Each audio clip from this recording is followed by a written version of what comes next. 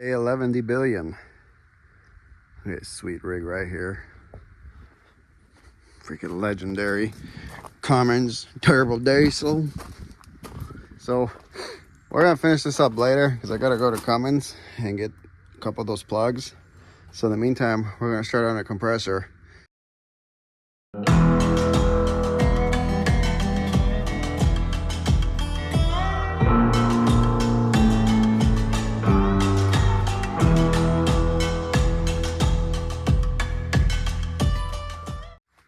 Yeah, so the compressor, I don't know, it's not that bad of a job. It's just, I don't know, just been kind of putting it off because it's kind of cramped in here.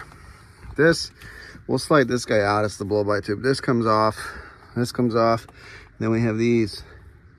They look like kind of a pain in the butt to get to. These water lines, these are coolant lines. And then we have 4 bolts holding it on, plus this power steering pump. So if this intake wasn't in the way, it'd be a lot easier, but I don't really feel like removing it. So I think we're just gonna try to wrestle our way around it. We're gonna drop this out of the way. Actually, I think what we're gonna do is remove the power steering pump, and then we're just kind of let it dangle. I don't really want to drain the fluid out of it, so I think we're just gonna leave it be and see if we can get away with that. We need to take our oil filler tube off, which is over here. A couple 10 millimeters, and this one spins here, and then that just spins out because we have to bar the engine over. So they want you to pin the crank so it doesn't move, and they want you to time the compressor. I think that that's just for noise.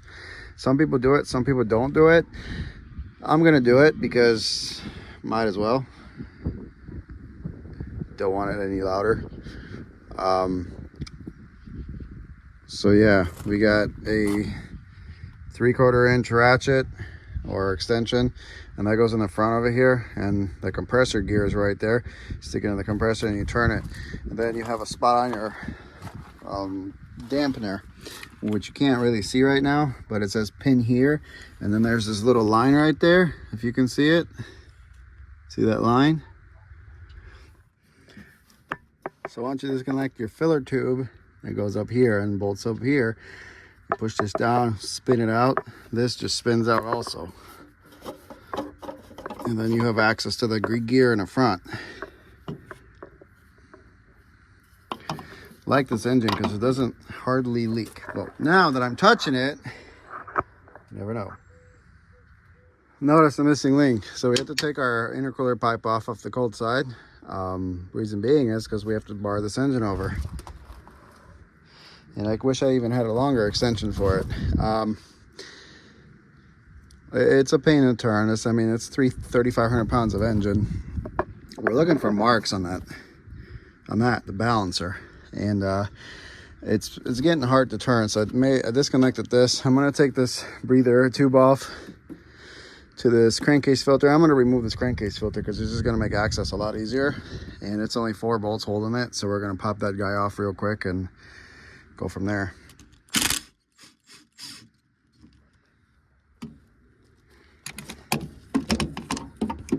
That's a little bit more room for activities. Just gonna let this guy hang out over here for now because I don't feel like undoing a bolt down there. And then we'll spin the engine over a lot easier now. All right, so next we're gonna remove that power steering pump. We have 2 bolts, one here, one down there.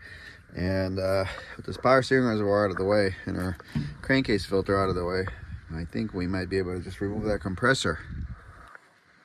So Kenworth, I guess, was a little thoughtful and hung that a little bit more forward, and I think we can just let that power steering pump dangle by the lines and it won't hurt nothing. And I think we will just have enough room down there. I got my pan in case it wants to make a mess on my gravel, which I'm sure it will a little bit because there's oil back there that runs the compressor, so a little bit will come out.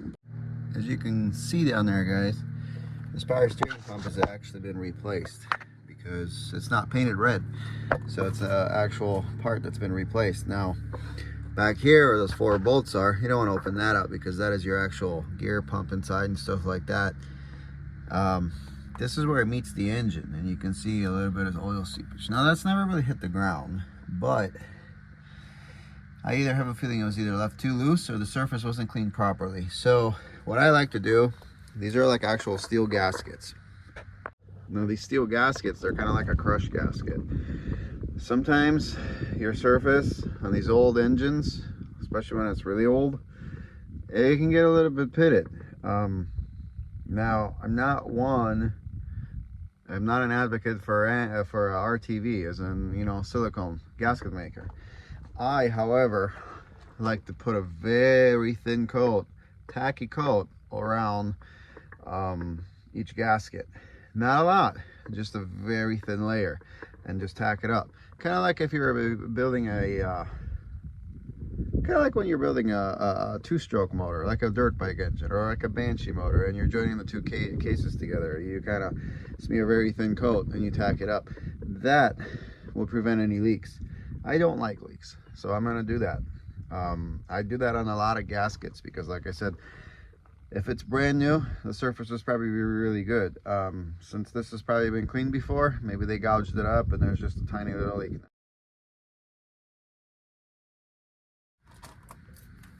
All right, we got our bolt off. Let's see. There's our power steering pump. And this attaches to the back, and there's a gasket here. Now, we got a bracket down there that we have to undo, as you can see. But I'm gonna finagle this kind of out of the way and set it somewhere down there where it's out of our way, and we can get to this compressor. Now we have 4 bolts. 1, 2, 3, and then 4 on the other side, which we're going to use a long ratchet to get in from behind, and we should be okay. And then I believe there's 2, can't really see because it's kind of dirty down there and the pump's in the way, but that's our bracket, that's our bottom bracket for the compressor, so it doesn't vibrate. And we're got to undo that guy too. Not much left. Slight change of plans, guys. It didn't really take much. I undid the 2 bolts and let the reservoir hang because it wouldn't give me enough slack on the pump, and I got it bungeed away. And now we're undoing our 3 bolts down there, 1 right there, and then 1, 2, and yeah, it's pretty greasy. I think it's been leaking from that bottom bolt, as you can see. We're gonna clean all that up when we get that compressor off, because I hate oil leaks. And literally, that is literally the only oil leak on that truck. Well, seep. It's not really hitting the ground, but this is about as bad as it gets, as you can see on this oil pan. Not too bad. And that could be a little blow by from working hard going up a hill too, because the blow by tube is right there, which is normal. So yeah, and then we got those 4 bolts still to do, but we got I think we got the power steering pump enough out of the way where it won't bother us. And then we got to get this electrical connector's kind of crappy, or this wiring harness kind of crappy in the way, but I think we can push the compressor back far enough and slide it back. The only thing is it's really heavy, and I already busted up my knuckles yesterday, so.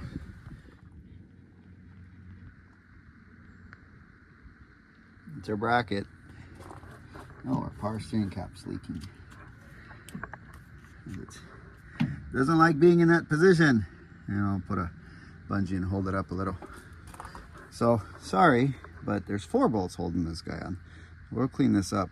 So we're going to sit it on the ground there for now. Now you can get at our compressor bolts, 4, and the compressor will come out. And I believe these are, we'll try, is this a 5/8? Yep, it's a 5/8, or I believe a 60 millimeter, but 5/8 and a 60 millimeter is literally the same thing. So on the newer ISXs, the 2250, 2350, and the 2450, which is 2450 is the X15, and it's basically the same layout as the 22 and a 2350 because it's a single cam ISX, and this has common rail fuel injection, where this has got the old pump and unit injectors. They have 2 bolts that only hold it, so 1 on the bottom, 1 on the top. This has 4, so this is a little bit harder to remove, and I believe it's maybe a slightly bigger compressor too. Don't hold me to it. I mean, size wise, I think it flows about the same. It's a single cylinder. As you can see, that's your crankshaft, connecting rods in there, pistons in there. That's what makes that's what compresses air and makes boo boo boo boo boo noises. Anyway, so this one's a little harder to remove because you got these 2 bolts in the back probably aren't the hardest. And what I'm going to do is I'm going to try to work on the bottom one first and that one, and then these two last, because that way, if I'm doing that bottom one on the bottom last, if this compressor starts to move, it's gonna tilt, and it's gonna put all the stress on that one bolt, and it's gonna be a pain to basically remove. You're gonna sit there crank and crank and crank. But yeah, an extension is your friend in that, and probably a 1/2-inch ratchet, because your 3/8 are usually pretty flimsy. I don't think these bolts are too tight, but we're about to find out. So I'm under the truck. This is the best way to get at that bolt. Yeah, and I'm sobbing because I'm on gravel. That sucks. But bolt wasn't very tight. I don't know what the torque spec is on those, but we're gonna go upstairs now. Now I got the bolt loose, and we can just turn it out by hand. So that was the best option, is getting underneath the truck.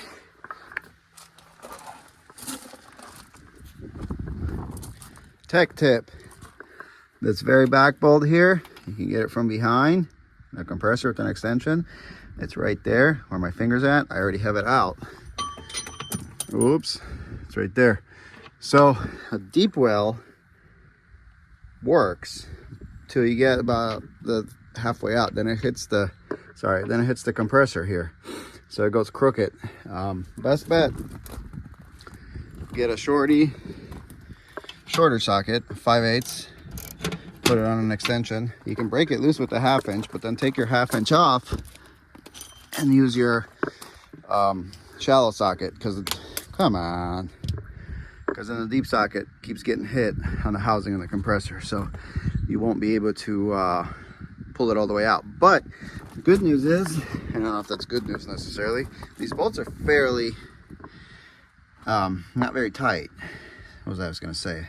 Not very tight. And I'm sure that this is a factory compressor, so it's factory Cummins installed. So if I was to get, bet man, if you want a torque spec on this stuff, like if you want a torque spec on this stuff, I would say it's probably no more than like 25 foot-pounds, if that. You know, it's being generous. So they break loose fairly easily. I think we're going to put a little bit more pressure on it than that, but I'm not going to torque it either. So all right, let's get this compressor out finally. New one, old knocker here. So pretty similar compressor. I mean, it's exactly the same compressor, but look how trash this guy is. That is, you hear that? I am surprised that this lasted. Very surprised. You can hear that. I think that bearing in there, either the rod bearing or the wrist pin bearing, is just totally trashed. It's crazy. This one is just a lot harder to move to begin with. As you can see, it's really tight, and it doesn't make any of those noises other than that garbage truck back there. So we're going to time this one according to this one to where it needs to be, and in she goes. Like I said, I have gaskets. These are genuine gaskets. That's a reman compressor. That was $650. This guy here, I'll be the test mule and I'll tell you guys if it sucks. But that one is trashed, so I wouldn't even put it back on the truck. I'm very happy that I made it home. Thank the Lord. But so on these gaskets, when I take them apart, obviously we're gonna do a bunch of cleaning up over here, and that's why it's a good idea to have a tray, because there's a lot of oil in there and it looks fairly clean. So we're gonna give this a good clean up here. Hose it down. I'm gonna cover that hole up, obviously. I'm gonna hose her down and put our gasket on and slam this compressor back in, because I can tell you guys, I'm about ready to be done with this. This is day 3. The reason why this is day 3, well, kids got stuff. They started school yesterday, so that was a day in all its own. I didn't really get much work on this thing other than taking a few things apart. Before you saw me taking the fittings apart and stuff like that where I filmed, that was yesterday. That was the day before. Today is Thursday now, so I want to get this thing done because I'm being offered loads and I want to be able to take them. I want to go run. I was offered a decent load that I needed to pick up today, and I couldn't really take it because the truck's not done. But hey, family comes first. I wanted to see the kids' first day of school. The youngest has soccer, he has karate, and he has that again today. So I really want to get this truck buttoned up and get this compressor on. like in the next hour and be done with it. I still have to run to Cummins and get some block plugs, which we'll do that after the compressor is done. And yeah, so enough chit chat, let's get to work.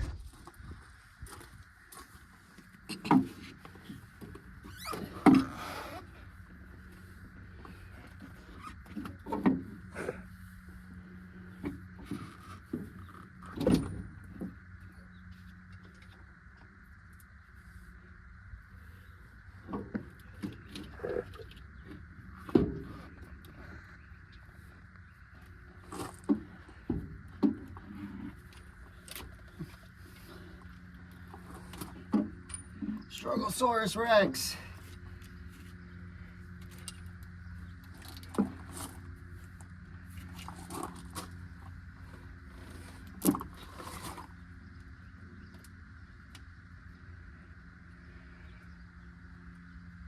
I have one bolt on the bottom. Put one bolt here.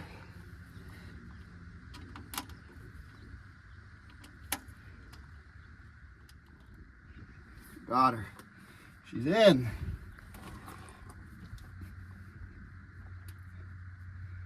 Properly timed and all. Well, hopefully she's properly timed. We'll find out. She starts knocking. Well, no. No, we should be good. So I'm gonna let this dangle here. I'm gonna clean off our other bolts. They're a little dirty. Wipe the threads off of them. And we're gonna put the back bolts in. And cinch her down and put our power steering pump on and hook up all our crap, and we're done with this. So I had to unbolt this bracket and just lay it here to the side because I can't get to this fitting right here. It's like damn near impossible to tighten it up with that bracket in the way because it's right there. I was able to undo it, but it's a big wrench. It's a 15/16, and like I said, it's just impossible to get in there. Like I have to go at really weird angles, and you can see it's kind of already a pain in the butt to be able to tighten this guy up. And these flex hoses, even though they're flexy, they're a pain in the butt. So you want to be able to get a good, get a good grip on it. And like where I'm at, where I have my wrench right now, this whole deal is like right here protruding. So there's hardly any room to get this in. So it's really only just 4 bolts plus 2 over here, and this comes right off. So work smarter, not harder. Actually, I guess both, because we have to take it off, so we have to work harder too. We got our bracket on, our crankcase filter still in there. So the only thing we have left is, well, we got these lines hooked up, which are kind of a pain in the butt. We have our fresh air intake that's gonna come out of here and go to here. And then we have another fitting that we gotta put on back here for the charge. And then we have our governor fitting right here that's gonna go right there that we gotta spin in still, but that's not a big deal. We still gotta put that bracket on, so let's go ahead and do that real quick. All right, bracket is on. A little red guy right there. Now we can slam the pump in. Almost back together. So we're basically done with that. All in all, not a bad job. Should take about a couple hours with just simple hand tools. Going back together is always a lot harder than taking it apart. So take your time, take your patience. I think the fittings are the biggest annoyance, the coolant fittings and all the air fittings, because they're like threaded onto what do you call those fittings with the nipples on them that like seal? I forgot. But those are a pain because you got to get them just right with the braided lines. And then just double check, make sure everything, like I said, I always like to run a thin bead of silicone on all these gaskets because sometimes they just don't seal, and then you're gonna have a fun time taking it all apart again when it leaks. So yeah, she's done. Hopefully no more knocking. We'll find out later today when we put some coolant in it.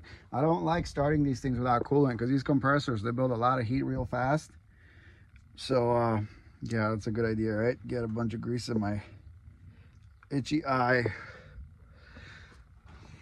I don't like starting them without any water in them or coolant, because those compressors get really hot really fast and you can screw them up or blow a head gasket or warp it. So I just don't do it. So we're gonna